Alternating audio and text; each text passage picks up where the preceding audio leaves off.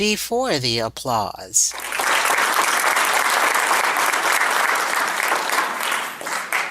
Before the headlines.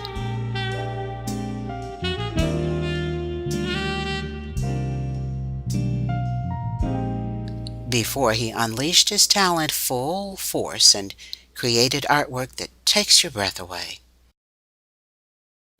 Artwork that rivals classic monuments. Before all of this, he was a shy and introverted child who was shunned and bullied.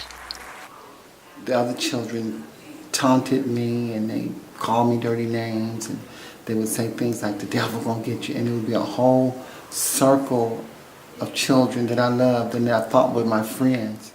It made me feel like I was not loved. I always wanted to be loved as a child. I just wanted everybody to like me. In his community, no one had ever seen an infant do the things that he could do. He was an 11-month-old super baby. At 11 months old, my mother saw that was the only thing that kept me quiet, because I would cry because my brothers and father was always drawing, even when I was a toddler. And I couldn't get up to the table and draw like them, so she noticed that the only thing that would keep me quiet, she said, I think he wants to draw. So she saved some money she had hidden in the cookie jar and bought me a high chair that turned over into a drawing table. My father didn't want her spending money on anything like that, so she sneaked and pretended that she was buying me a high chair to eat out of, to hold me up. But in turn, she was drawing me my first drawing table. And I started drawing, and she said she never had a peep out of me after that. As he became a toddler and advanced to kindergarten, his talent continued to blossom, but to other children, he was strange, weird. So I felt rejected because in the neighborhood I was different. Alone with no friends, he channeled his emotions into his art. He created these characters with these fascinating eyes.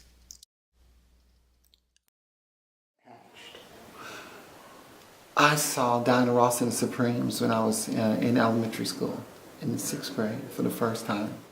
Diana Ross's eyes were so big, I just started creating little characters out of them. Because you have to remember now, back in those days, your parents didn't talk to you, they just beat you for whatever reason. And I was always the one who got the most beatings, who got the most punishments. Sometimes I would be on punishment for literally 2-3 months in the summer, which means I never got a chance to go outside. So I learned to divert that energy whenever Mama would come home with groceries, or especially the meat that was wrapped in the white butcher paper. I would learn to draw, and I would draw on every inch of it. I started doing these big Donnie characters when I was about 11 years old, and they were escapism for me. They became my friends. As I created them more and more, the more real they became, the more personal they became, the more they began to speak back to me. I know it sounds crazy, but that's what I lived through because I lived in such a turmoil environment. But by the time I was 13, I did this one, and this is one of my favorites. Originally from Pittsburgh, California, he and his siblings lived with their parents in housing projects. In his teen years, Ronald left home to explore the world. He dabbled in modeling, acting, and singing, but always returned to his first love, art.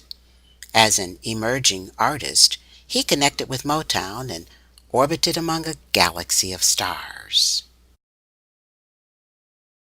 I saw all of them. Diana Ross, Billy Dee Williams, Face to Face, Smokey, Stevie Wonder, Marvin Gaye, Berry Gordy himself, Hazel, all the Jackson vibe. Michael was a clown. He was a comical genius. He could have been a comedian if he had not been so good of a dancer and singer and entertainer. Michael liked to play practical jokes. The first day I met him, we were at the studio. I was delivering a painting for Frank Wilson, one of the great producers at Motown. This did a painting of his son. So I was delivering a painting, and Joe Jackson happened to be at the studio. And Joe Jackson saw me delivering the painting to Frank, and he said, "Hey, Ron, come in here. My boys are here recording." And I said, "Jackson 5?" He said, "Yeah, it's my boys. I want you to meet them." And he introduced them to me one by one. And Michael was the last one to come out of the recording studio, out of the sound room, booth. And he took his earphones off and came in, and he saw my work, and he was impressed. And he said, "You've got to teach me how to do this." He said, "We saw your work on TV. I had won a contest in Hollywood called Someone Who Cares." And they highlighted my artwork, and Michael said, "We saw your artwork, but we didn't get a chance to see you. And we thought you were a 53-year-old white man." And he looked with big eyes and he said, "You're young like us and you're black." He said, "You gotta teach me lessons. I gotta learn how to do this artwork. You gotta teach me." He said, "I've always wanted to be an artist. Please, please, please." I said, "Michael, I can't teach you art lessons because it's not your house. Where am I gonna teach you at? You're a kid like me, you're just a teenager." And he said, "You could come teach me." I said, "No, no, no, no, no." So he kept calling me, and after around the 5th time, when he called me, I said, "He's serious." So I went up, and Joe and Catherine relented and let me start teaching Michael art lessons. This chapter of his life was the best of times and also the worst. There was the bliss of Motown, followed by hell on earth. He left Hollywood and returned to his hometown, where cruel people in his neighborhood did despicable things to him. They would come in my apartment and take things out and come and cook food. They'd burn me in the arm with the pots and just do horrific things. But I was used to abuse. I was always getting beat up in the neighborhood and where I grew up in. And brothers would beat me up, just make me tough. They didn't like me being timid. I just got punched around a lot with the kids in the neighborhood, and my mother and father beat me a lot. So I was used to getting beat, so I thought I was a punching bag for everybody. I just felt like that's what was supposed to happen to me. A tortured man, a struggling artist, in the darkness, teaching became a bright light. And there was this one little boy with a behavior problem who became a blessing in disguise. Because of that little boy, Ronald met an angel. I didn't feel like my family was treating me good, although I don't think they would. They didn't think they were. That was just where we grew up. We were dysfunctional. I was thinking about committing suicide, and so I wasn't telling anybody up until the time I had decided how I was going to end my life and how I was going to take my life. I met an old gentleman from Tuskegee, Alabama. He had a son. I was working at after school center that I helped to found. And the kid said, "You got to go tell his father that he's acting bad because he's bad." And this old man saw me instantly and said, "I'm going to be your dad. You need a father. You need a father figure. I'm going to be that figure." So from that moment on, he said, "I want you to take my son, and he's going to live with you, and I want you to help me raise him." And I took Art, his name was Art, I took him in under my wing, and he loved me like a little brother, and he protected me. He was crazy, bold, real bold, like an old soul. His father was 65 or close to 70 when I met him, and Art was about 8. So my attention went off of me and went on to him. So I wanted to help educate him and give him a different type of life. But his father would come over and pay my bills because I wasn't thinking about paying bills. I was still contemplating suicide. And I kind of got better, and I started creating again. And I was in the kitchen painting. I always painted in my kitchen. And Pops came over. I called him Pops. His name was Chester McAfee. And he came over and he said, "I just paid the rent for your son and your light bill," he said. "And we got to get the phone bill paid." I said, "Yeah." So I'm going to pay the phone bill today. And he said, "What you doing?" I said, "I'm in the kitchen drawing." So he came in the kitchen and saw me painting, and it just blew him away. He said, "You got this kind of talent? I got a son that can paint. You're an artist." And he said, "Wow." And so that began my relationship with getting enough nerve to go back to Hollywood and reacquaint myself with the stars and stuff like Michael. He really helped me get to where I am today.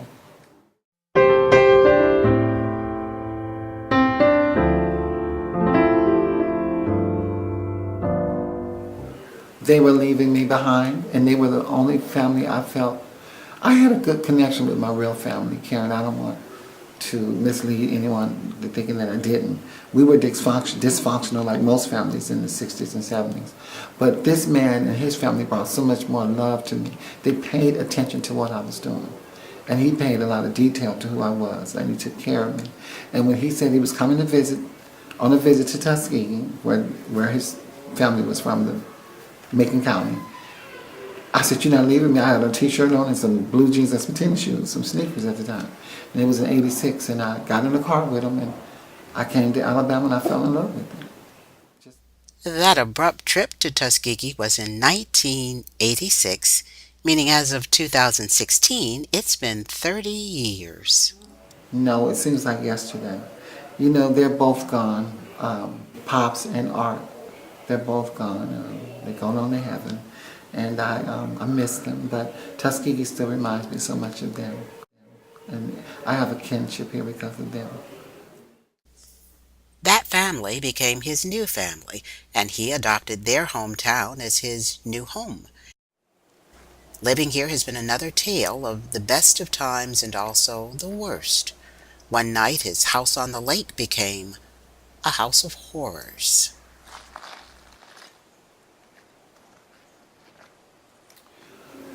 Well, some people thought I was rich or felt that I had a lot of money on me, which I would never keep a lot of cash in my house or on me. And they came in to rob me, and they came in to harm me.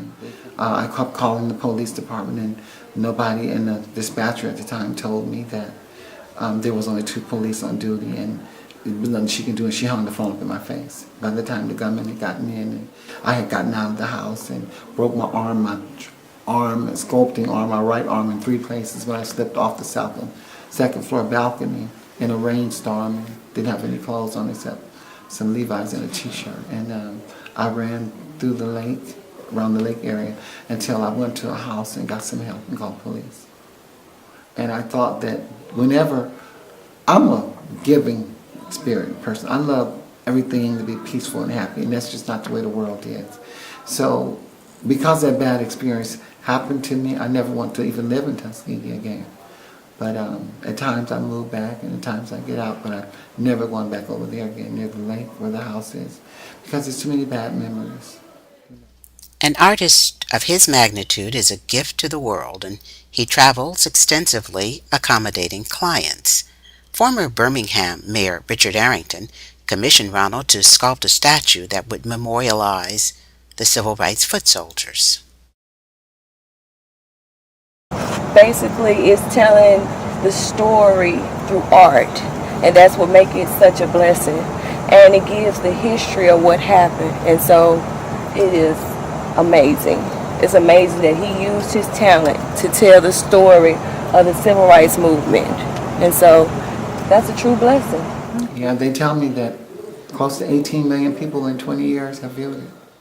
He also turned to Ronald to sculpt a statue honoring a singer who grew up in Birmingham and left to give Motown some of its greatest hits.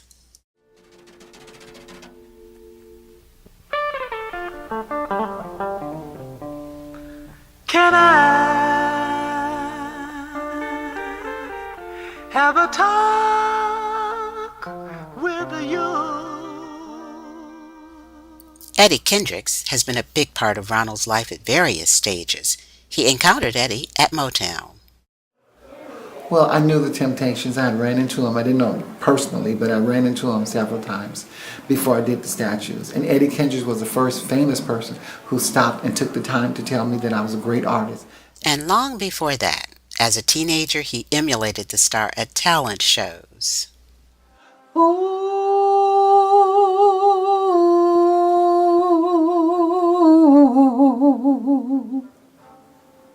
The largest assembled collection of Ronald McDowell artwork is on display here. Tourists from everywhere visit this place to connect with Alabama's musical treasures. Ronald McDowell is the official artist for the Alabama Music Hall of Fame. In 2006, he was awarded an honorary doctorate, and since then he has been Dr. Ronald McDowell. He has captured on canvas the most iconic celebrities in the world, and he gets just as much joy when he paints or draws everyday people. If you think he's bitter from all the pain, wrong. And if you think he's big-headed from all the praise, wrong again. He's the nicest guy with the kindest heart, and he wants all children to have what he missed as a child: acceptance, approval, encouragement. Recently, he was a special instructor assigned to two classrooms. In this class, he used numbers to inspire creativity. And in this class, geometric shapes. Now I want you to come in the middle and do the same thing. Triangle first. This 7 morphed into this. 100 morphed into a cartoon character. And this elaborate art started as the number 12. He was part of a teaching unit that integrated math and art into curriculum for 7th and 8th grade students attending middle school in Tuskegee. I actually enjoy this art class because he talks to us more about art. He tells us about life lessons, and he teaches us how to draw. No matter how bad we draw, he tells us there's no mistakes in his art class, and he teaches us like everything we need to know. And it's a once in a lifetime experience. This has been very fun. It's exciting and very exquisite for me because he taught us how to draw things that I never knew I could draw. He taught me I had an inner gift that I didn't know I had. Students in the other class also graded him A+. This is all I'm looking for. It's very simple. See, little China? Very simple. See, you can use texture like what I'm doing.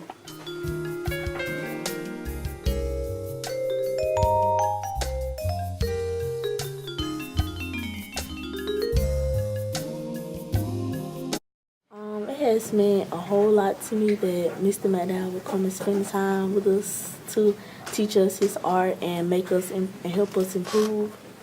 Because the first time I seen something he drew in sculptures and stuff, I was like, wow. It like really blew my mind. And I was really thinking about taking art because there's many careers out there that you could actually do to achieve something in life with drawing. I think that every child who's born in the world, because they come from God, and God was the first artist and the greatest artist, he instills a little bit of that art that comes through him to every child. But as we grow older, we get nervous and start thinking, well, I can't draw this, I can't do that. You know, people tell you you can't do this, you can't do that. So the first thing I teach when I'm teaching art is to eliminate the element of fear. And though he was once starved for love, this is no longer true. He has genuine friends, ardent admirers, and great relationships with his sisters and brothers. And my family embraced me as I got older. And when they saw that I was serious, they began to get more serious. And when Michael Jackson called me and asked me to help him with some work on Thriller, then it changed everything. In the neighborhood, the word got out. My mother, who he talked to and called about 5 times trying to get me involved, she started looking at me and my work a little differently, and so did my family. But I want to just say something. My family was a very good family. They are a good family, and they're always supportive of me. And right now, though I'm not in California with most of them, they know where I am. We talk almost every day on the phone. We keep in contact with each other. We love each other. My mother was a very good mother, and she instilled in us, and she made sure that when we got older that we would take care of each other. She taught us that all we had was each other, and that's why she taught us to love one another, and we still do.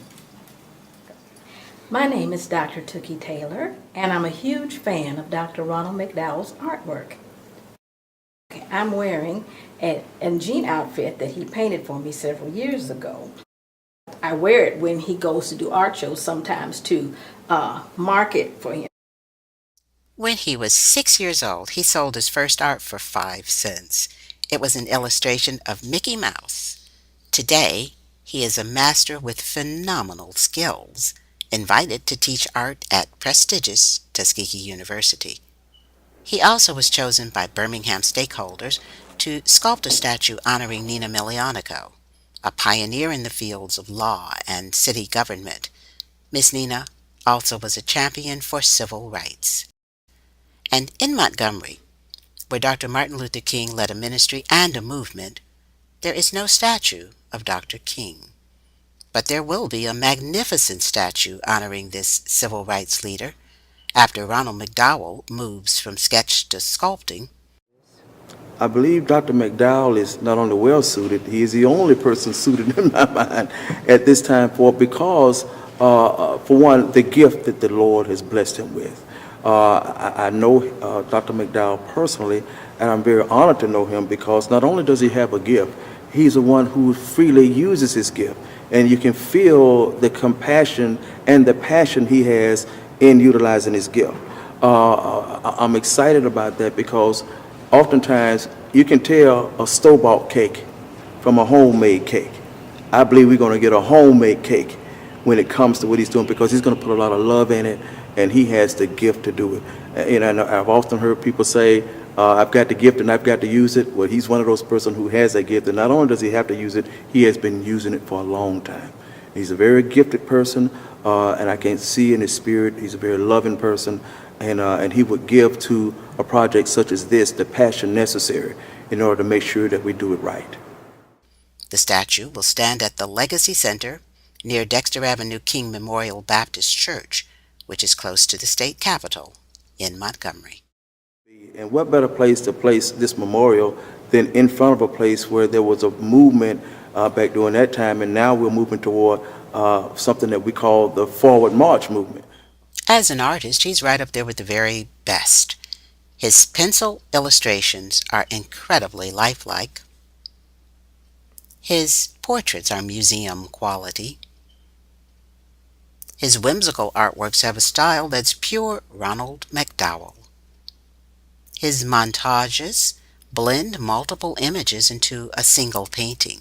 He uses brushes, paints, and palettes to tell complex stories on canvas.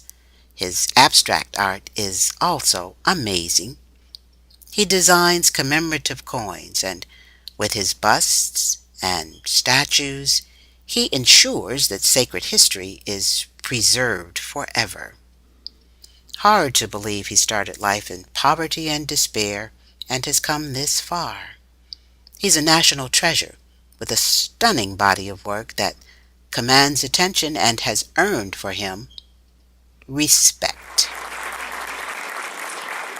You know, when I was coming up, I had offers to sing from record companies. I had offers to model, offers to act. But I thought that art was so important in the African American community that I was willing to sacrifice all my other talents that God had endowed me with for the arts, for the visual arts, for the paintings, the sculpturings, the visual arts, as I said. And I would want everyone to know that art is important because it tells a story of who we are, and it tells a story of who I am, and it tells that story for time indefinite because people treasure art. I treasure art. I love other artists' work. It inspires me still today. And I made those sacrifices for that reason, that I wanted my art to be the most important thing in the legacy that I can leave behind. Once I'm no longer here on earth, once that I've transpired to another realm or another place that God has for me, I hope that one day that young people all over the world will embrace African American artists such as myself, just as they have other artists such as Michelangelo, Leonardo da Vinci, Salvador Dali, Picasso, Renoir, Rembrandt, and Vincent van Gogh. And when I say these names, everybody in the world know them. But when you mention people like Romare Bearden, or you mention Sergeant Johnson, or you mention Jacob Lawrence, my students that I teach have no idea of who these artists are. Of course they're African American artists.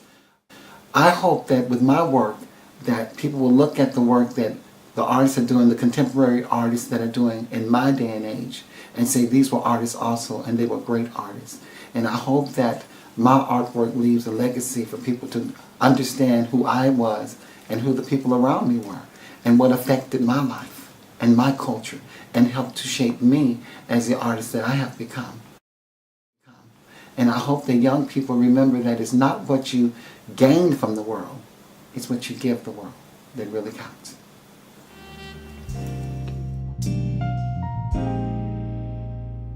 This bitter earth.